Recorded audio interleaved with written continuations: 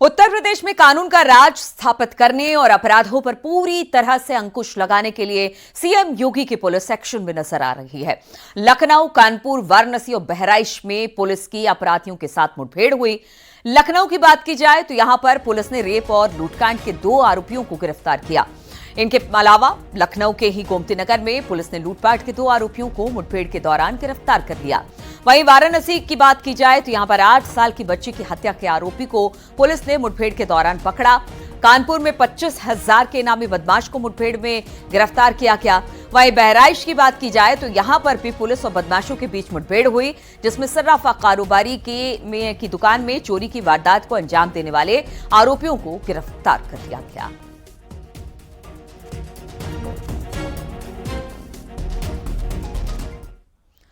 कुशीनगर में पुलिस का पशु तस्करों से एनकाउंटर हुआ है। पुलिस की गोली लगने से 2 पशु तस्कर घायल हो गए।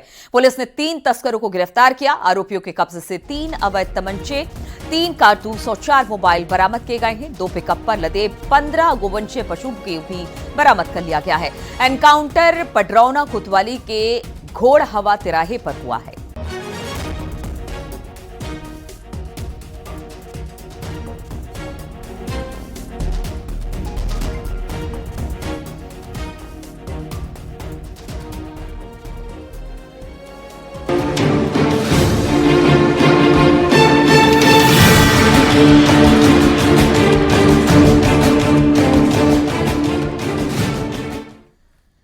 और पीलीभीत से खबर, जहां पर मुठभेड़ के दौरान आतंकवादियों ने 29 राउंड फायरिंग की थी, जबकि पुलिस ने 15 राउंड की जवाबी फायरिंग की थी। आतंकवादियों ने 13 गोली 7.62 बोर और 16 गोली 9mm की चलाई थी।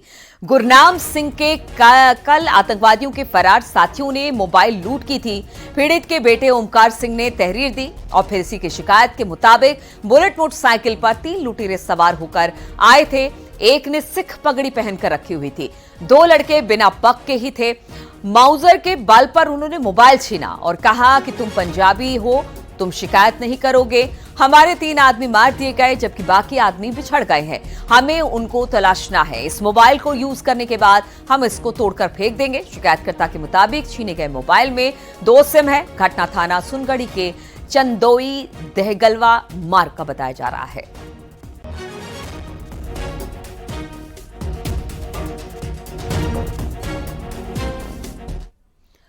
संभल में एसपी सांसद जियाउर रहमान बर्क के पुराने बिजली मीटर की आज प्रयोगशाला में जांच होगी। सांसद बर्क के वकील बिजली विभाग के लैब पहुंच चुके हैं।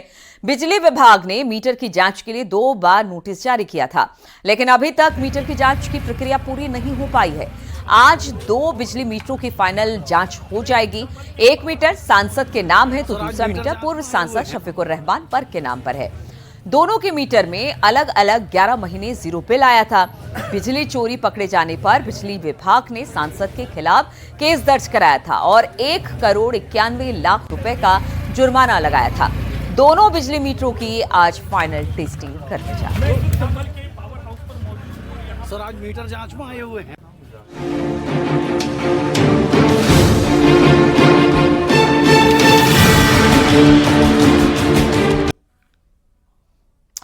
और संभल की बात कर ली जाए तो यहां पर एक और प्राचीन कुआं मिला है। संभल में सरथल चौराहे के पास मिला है कुआं।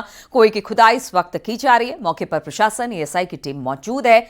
बरामद कुएं को मृत्युंजय कुएं के नाम से जाना जाता है। 19 कूपों में से एक है बरामद मृत्युंजय कुआं। जामा मस्जिद से मात्र 150 मीटर की दूरी पर यह कुआं बरामद किया गया है और अब यहां की भी खुदाई शुरू कर दी गई है।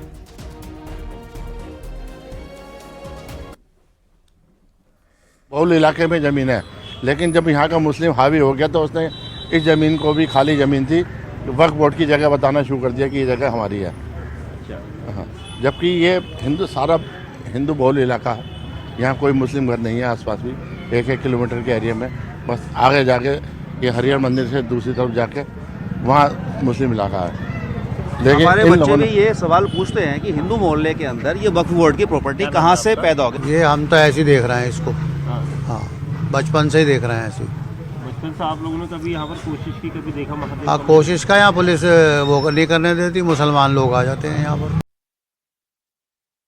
एक नया कूप, जिसे 19 कूपों में से एक कहा जाता है, वो सरथल चौकी चौराहे के पास है, जिसे कोट पूर्वी इलाका जहां पर है, वहां पर एक कुआं जिसे कूप यहां पर कहा जाता है वो खोजा जा रहा है। और ये कहा जाता है कि काफ़ी प्राचीन ये कूप है, क्योंकि इसकी जो बनावट है, जो इसका पत्थर है, वो सबसे अलग है। हमने इसी तरह का पत्थर चतुर्मुख कूप में देखा था। देखिए इस तरह का पत्थर यहाँ पर आपको दिखाई देगा। यही पत्थर इस पूरे कूप को बना रहा है, यानी ये भी एक प्राचीन कूप है जिसमें पूजा होती थी। और इसी कूप का जो दूसरा सिरा है वो कहाँ होगा ये देखना होगा, लेकिन चमत्कारिक कूप इसे माना जाता है, प्राचीन कूप है। और इसके बगल में ही मृत्युंजय महादेव का मंदिर है, जिसे यहाँ पर पूजा जाता था, लेकिन कई सालों से यहाँ पर मिट्टी का बड़ा ढेर नज़र आ रहा है।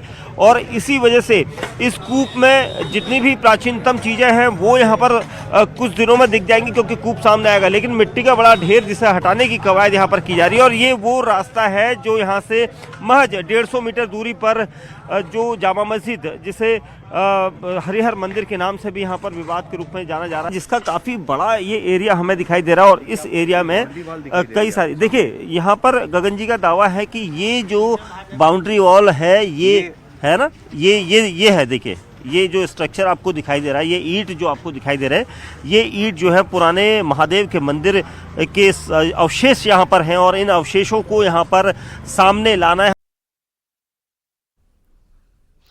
और संभल में मिली 150 साल पुरानी बावड़ी का सर्वे लगातार जारी है। खुदाई में लगातार सनातन के सबूत मिल रहे हैं। प्रशासन और एएसआई की टीम बावड़ी के एक एक ईंट का निरीक्षण कर रही है, जिससे बावड़ी के इतिहास को सबके सामने लाया जा सके। वहीं खुदाई में मिली बावड़ी का संबंध सम्राट पृथ्वीराज चौहान से है। बताया जा रहा है कि पृथ्वीराज चौहान ने इस बावड़ी को बनवाया था और ये कई मंजिला की हुआ करती थी। इलाके के लोगों का कहना है कि 5 मंजिल तक पहले इसे देखा गया था, लेकिन अब ये सिर्फ 2 मंजिला ही रह गई है।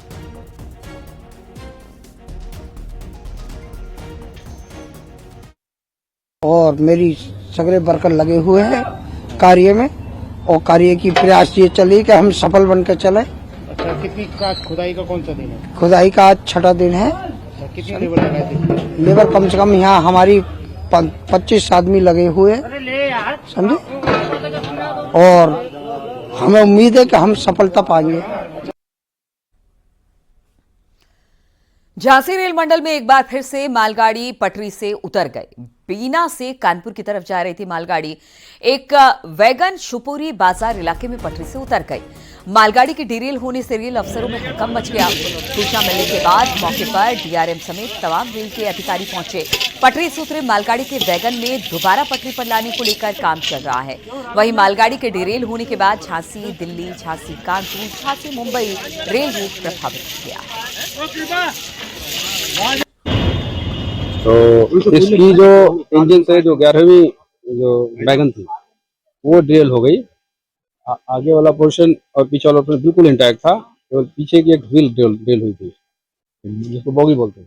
हम लोगों ने सबसे पहले स्ट्रेटजी लिया कि इसको साइड को फटाफट क्लियर किया जाए, मूवमेंट स्टार्ट हो जाए जल्दी। हम लोगों ने आगे वाले जो कोच थे उसको अनकपल करके आगे से चला दिया, और पीछे वाले कोच में इंजन ला करके इसको पीछे वाला क्लियर कर दिया। साथ में उसी दौरान हम लोग इंजन उसको भी, जो रेल वैगन थी उसको भी हम लोग जैक से उठा रहे थे, और जैसे उठा हम लोगों ने इंजन रेडी रखा था, उसको पुल कर करके साइड को क्लियर कर लिया। आई थिंक मुझे लगता है इस सिचुएशन में इससे फास्ट पॉसिबल नहीं होता। कानपुर में इन दिनों नाबालिग बच्चे ट्रैफिक नियमों की धज्जियां उड़ा रहे हैं, और ऐसा करके वो अपनी और दूसरों की जिंदगी से भी खिलवाड़ कर रहे हैं। गोविंद नगर थाना क्षेत्र के रतनलाल नगर में नाबालिग बाइक सवार नाबालिग ने कार में टक्कर मार दी और इस हादसे में लड़का घायल हो गया। कार को भी काफी नुकसान पहुंचा है। लोगों ने घायल नाबालिग बाइक सवार के परिजनों को इस बात की सूचना दी। 15 साल का नाबालिग लड़का बाइक चला रहा था, जिस दौरान ये हादसा हुआ।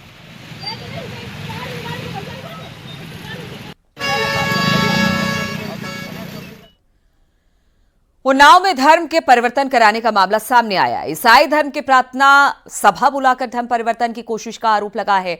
प्रार्थना सभा में गरीब हिंदुओं का ब्रेन वॉश करने का आरोप है। घटना की खबर मिलने के बाद कुछ हिंदू संगठन के कार्यकर्ता मौके पर पहुंचे और हंगामा शुरू कर दिया। घटना से जुड़ा वीडियो वायरल हो रहा है। क्रिसमस डे के मौके पर गरीब हिंदुओं को पैसे का लालच देकर धर्म परिवर्तन कराने का आरोप इन पर है।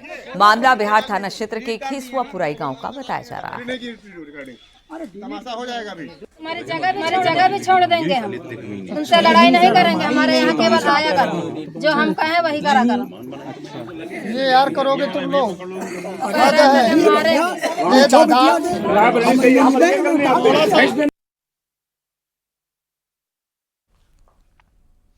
आजमगढ़ में मामूली विवाद में एक पक्ष ने दूसरे पक्ष को ट्रैक्टर से कुचलने की कोशिश की। ट्रैक्टर से कुचलने की कोशिश का वीडियो अब वायरल हो रहा है।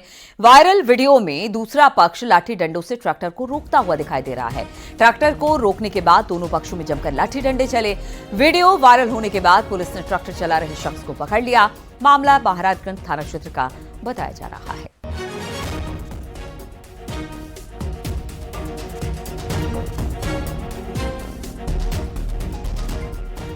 तो किस तरह से एक पक्ष ने दूसरे पक्ष को ट्रैक्टर से कुचलने की कोशिश की और दूसरे पक्ष ने किस तरह से ट्रैक्टर रोकने की कोशिश की, वो भी हम आपको दिखा रहे हैं। एक वीडियो भी संज्ञान में आया जिसमें एक व्यक्ति द्वारा ट्रैक्टर के माध्यम से एक महिला पर ट्रैक्टर चढ़ाने की घटना कारित की जा रही है और प्रतीत हो रहा है ऐसा जांच से कि उसको जान से मारने की नीयत से उसके ऊपर ट्रैक्टर चढ़ाया जा रहा है। इस वीडियो के संज्ञान लेकर और सभी साक्ष्य संकलन के आधार पर अभियुक्त को माननीय न्यायालय से रिमांड प्राप्त कर जेल भेजा जा चुका है। आगे की साक्ष्य संकलन की कार्रवाई की जा रही है। जो भी आगे तथ्य प्रकाश में आएंगे उनके आधार पर विधिक कार्रवाई की जाएगी। शाहजहांपुर पुलिस ने सोमवार को हुई महिला की हत्या का खुलासा कर दिया है। पुलिस ने महिला के पति को गिरफ्तार किया। चरित्र पर शक की वजह से पति ने पत्नी की पीट कर हत्या कर दी। घटना थाना पुवाया के मुंडिया गांव का है। फोन पर बात करने को लेकर सोहन सिंह उसकी पत्नी रागिनी का झगड़ा हुआ करता था अक्सर। पत्नी रागिनी के साथ मारपीट कर आरोपी पति घर से चला गया। बाद में वो शराब पीकर वापस आया और फिर से पत्नी का सिर पकड़कर कई बार दीवार पर उसने मारा। आरोपी ने लहूलुहान रागिनी का खून साफ करने के लिए उसे नल पर नहलाया और रात में ही सो गया। सुबह आरोपी की पत्नी मृत पाई गई। दिनांक 24/12/24 को थाना पुआया के अंतर्गत गांव मोड़िया वेस्ट से डायल 112 को एक सूचना प्राप्त हुई कि गांव की एक महिला की उसके पति के द्वारा हत्या कर दी गई है। इस सूचना पर पुलिस टीम द्वारा मौके पर पहुंचकर पंचायतनामा व पीएम की कार्रवाई कराई गई। मृतका की मां की तहरीर पर उसके पति के विरुद्ध अभियोग पंजीकृत किया गया। अभियुक्त सोहन सिंह को गिरफ्तार कर आज न्यायिक अभिरक्षा में भेजा जा रहा है। साक्ष्य संकलन के आधार पर अग्रिम विधिक कार्रवाई की जाएगी।